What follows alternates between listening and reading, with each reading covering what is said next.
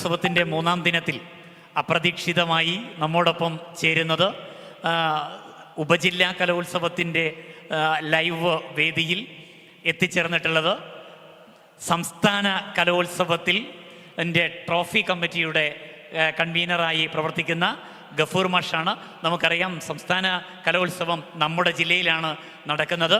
തീർച്ചയായും എല്ലാവരെയും കൊതിപ്പിക്കുന്ന മോഹിപ്പിക്കുന്ന ആ ട്രോഫികൾ അതിൻ്റെ പ്രവർത്തനങ്ങൾ ആരംഭിച്ച് കഴിഞ്ഞു എന്നാണ് അറിയുന്നത്.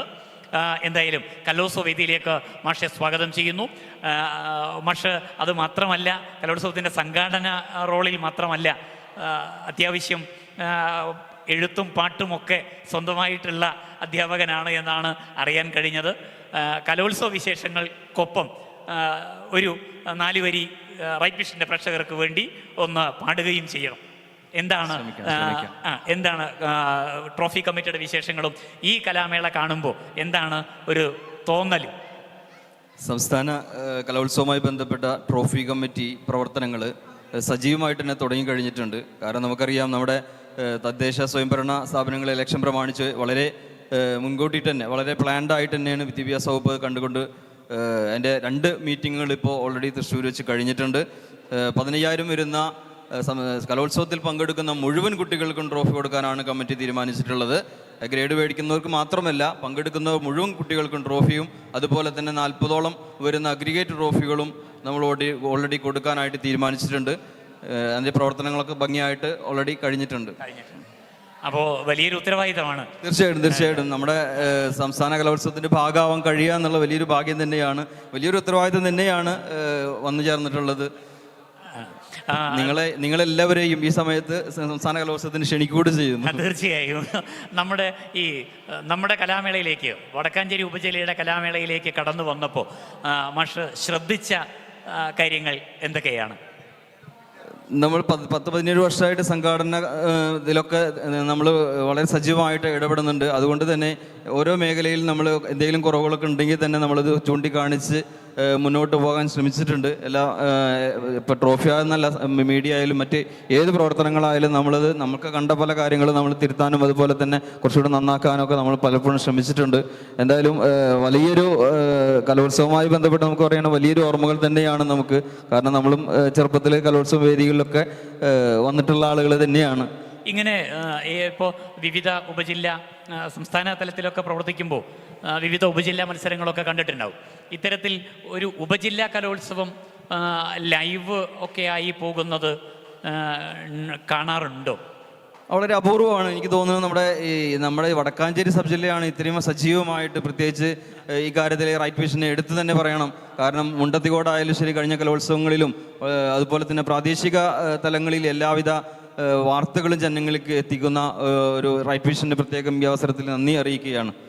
തീർച്ചയായും ഞാനത് ആവർത്തിച്ച് പറയാൻ കാരണം, സംസ്ഥാന കലോത്സവത്തിൻ്റെ ഒരുക്കങ്ങൾക്കിടയിൽ എവിടെയെങ്കിലുമൊക്കെ ഇങ്ങനെ അനുകരണീയമായ മാതൃകകൾ ഉണ്ടായിട്ടുണ്ട് എന്ന് പറയാനൊരവസരം കിട്ടിയാൽ വടക്കാഞ്ചേരി ഉപജില്ലയുടെ കാര്യം പറയണമെന്ന് സൂചിപ്പിക്കാൻ പറയും. കാരണം നമ്മൾ ജില്ലയും സംസ്ഥാന കലോത്സവങ്ങൾക്ക് മാത്രം കണ്ടുവരുന്ന ഇത്തരം മീഡിയ സംവിധാനങ്ങൾ നമ്മുടെ ഈ ഗ്രാമാന്തരീക്ഷത്തിൽ നമ്മുടെ സബ് ജില്ലാ കലോത്സവത്തിന് ഇത്തരത്തിൽ വന്നത് വളരെ സന്തോഷമാണ്. ഇതിൻ്റെ അണിയറയിൽ പ്രവർത്തിച്ച എല്ലാവർക്കും പ്രത്യേക ഈ അവസരത്തിൽ നന്ദി കൂടി അറിയിക്കുകയാണ്. തീർച്ചയായും കലോത്സവത്തിലെ എൻ്റെ പ്രേക്ഷകർക്ക് വേണ്ടി ഒരു പാട്ട്. ഓക്കെ ശ്രമിക്കാം. പൂമുത്തോളെ നീ എരിഞ്ഞ വഴിയിൽ ഞാൻ മഴയായി പെയ്തടി, ആരീരാരം ഇടരല്ലേ മണിമുത്തേ കൺമണി, മാറത്തൂറക്കാനിന്നോളം തണലെല്ലാം വെയിലായി കൊണ്ടടി, മാനത്തോളം മഴവില്ലായി വളരണം എൻ മണി, ആഴിത്തിരമാല പോലെ കാത്തു നിന്നെയേക്കാം, പീലിച്ചെറു തൂവൽ വീശി കാറ്റിലാടി നീങ്ങാം, കനിയേ ഇനിയൻ കനവിതളായി നീവാ, നിധിയേ മടിയിൽ പുതുമലരായി നീ വാ. Okay, thank you. ഗംഭീര ശബ്ദം സർ. എന്തായാലും അപ്രതീക്ഷിതമായി നമ്മുടെ കലോത്സവ വേദിക്ക് ഒരു അതിഥിയെ ലഭിച്ചു.